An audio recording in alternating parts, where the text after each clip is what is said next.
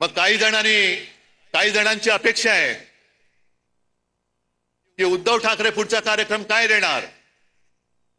आणि आता कोण बोललं रे, उद्धव ठाकरे आणि राज ठाकरे एकत्र येणार का? अरे मग 5 जुलैला काय केलं होतं आम्ही? आणि तेव्हा मी बोललेलो आहे, आम्ही एकत्र आलोय ते एकत्र राहण्यासाठी। तिथे माझ्या मातृभाषेचा घात होत असेल तिथे मी मराठी माणसामध्ये फूट पडू देणार नाही। आणि मराठीवरती हिंदीची सक्ती मी आज जाहीरपणाने परत सांगतोय, आमचा हिंदीला विरोध नाही, पण आमच्यावरती सक्ती करायची नाही हे सुद्धा तेवढंच महत्वाचं आहे। जी भाषावर प्रांतरचना झाली त्या प्रांतरचनेप्रमाणे प्रत्येक भाषेला एक एक प्रांत मिळाला। मग गुजराती लोकांना गुजरात मिळालं, बंगाली लोकांना बंगाल मिळालं, कानडी लोकांना कर्नाटक मिळाला, तमिळ सगळंच मिळालं, राजस्थान असेल, मध्य प्रदेश असेल, झारखंड असेल। तसा मराठी भाषेला महाराष्ट्र मिळाला। भाषावर प्रांतरचना झाल्यानंतर प्रत्येक राज्याला राज्याचं सरकार मिळालं, राज्याची राजधानी मिळाली, पण महाराष्ट्राला महाराष्ट्राची राजधानी मिळाली नव्हती। ती मुंबई, मराठी माणसांनी रक्त सांडून मिळवलेली मुंबई, ही जर का या व्यापाऱ्यांच्या खिशात जात असेल तर खिसा फाडून आम्ही मुंबई राखल्याशिवाय राहणार नाही।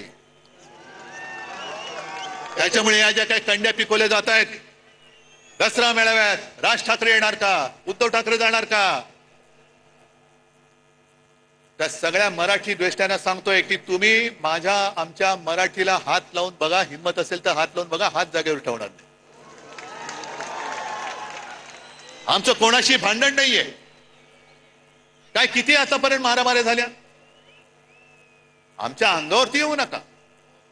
जे शिवसेना प्रमुखांनी शिकवलंय, एक तर कोणाच्या अंगावर जायचं नाही, पण कोणी अंगावर हात उचलला तर तो हात जागेवर ठेवायचा नाही। आणि तीच शिकवण घेऊन आम्ही पुढे चाललेलो आहोत। आम्हाला कोणाचं उणं दोणं काढायचं नाहीये। पण विशेषतः मी 2 महत्वाच्या गोष्टी ज्या तुम्हाला सांगितल्या, एक म्हणजे भारतीय जनता पक्षाला मी आज इशारा देतोय की हिंदुत्वावरनं आमच्या अंगावरती येऊ नका। तुमच्या सगळ्या टोप्या घातलेले फोटो मी त्याचं प्रदर्शन लावल्याशिवाय राहणार नाही। एक काहीतरी मोदीजींना विचारा, मोहन भागवतजींना विचारा की हे तुम्ही करताय हे या दिशेने जायचे काय थोतांड आहे। आणि आम्हाला प्रश्न विचारण्याच्या आधी तुम्ही तुमच्या नेत्यांना प्रश्न विचारा की ती पटेंगे तो कटेंगे कधी करायचं आणि राखी कधी बांधायची। एका राज्यामध्ये गोवंश हत्या बंदी, म्हणजे मी पूर्वी बोललोय, याच दसरा मेळाव्यात बोललेलो आहे की महाराष्ट्रामध्ये गोमाता आणि बाजूला जाऊन खाता, हे तुमचं हिंदुत्व।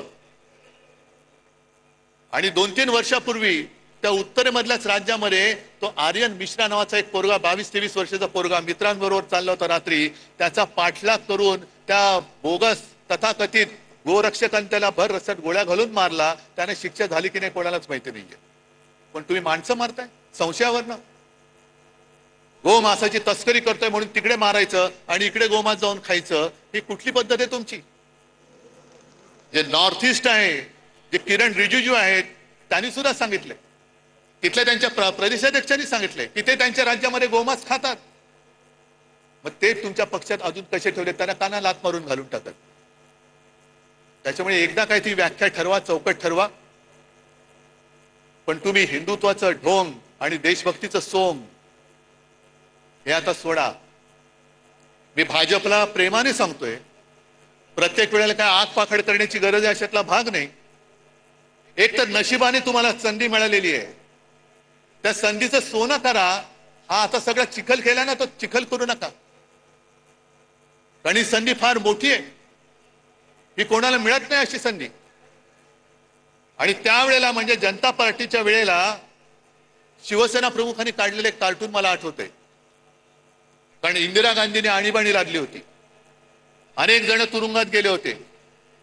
काही जणांनी तुरुंगात जाऊन इंदिरा गांधींनी पत्र सुद्धा लिहिली होती की आता आम्ही तसं करणार नाही, आमची पूर्ण संघटना की तुम्ही म्हणाल तसं आम्ही देशसेवेला वाहून टाकू. हे कोण म्हणाले, जर का सिनियर लोकांना विचारलं, ते पुस्तक आहे माझ्याकडे, ते पत्र पण आहे माझ्याकडे.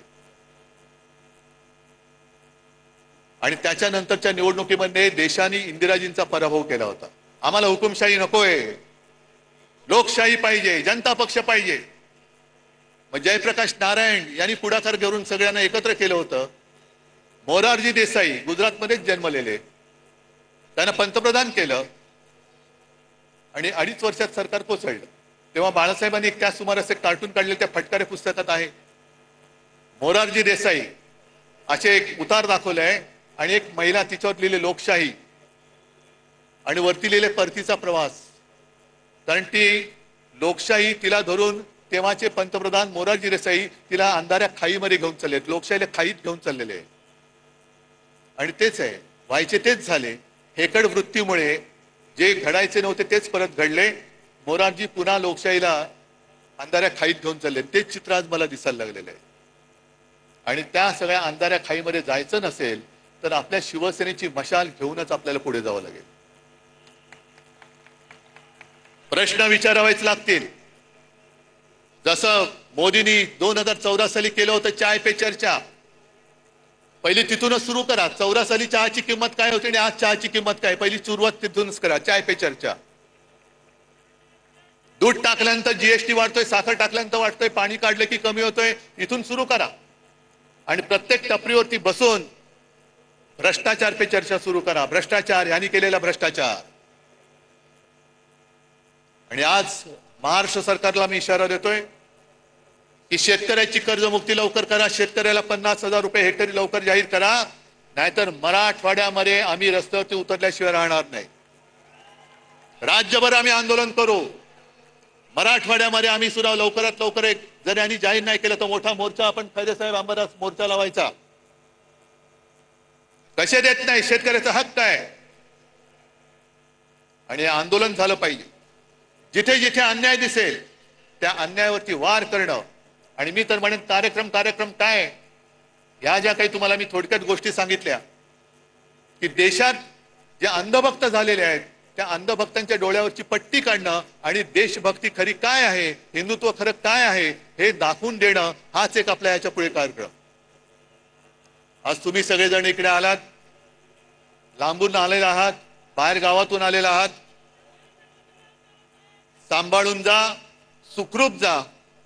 आणि हातामधला भगवा, हा भगवा हाच पाहिजे. याच्यावरती निशाणी, आपली निशाणीचं चिन्ह दुसरं ठेवा, पण भगवा हा शिवरायाचा भगवा. हा भगवा डौलाने फडकत लोकांना वाटलं पाहिजे, अरे माझा रक्षण करता हा बाळासाहेबांचा शिवसैनिक आहे. भगवी शाल पांघरलेला गाढव होऊ शकत नाही, कदापि होऊ शकत नाही.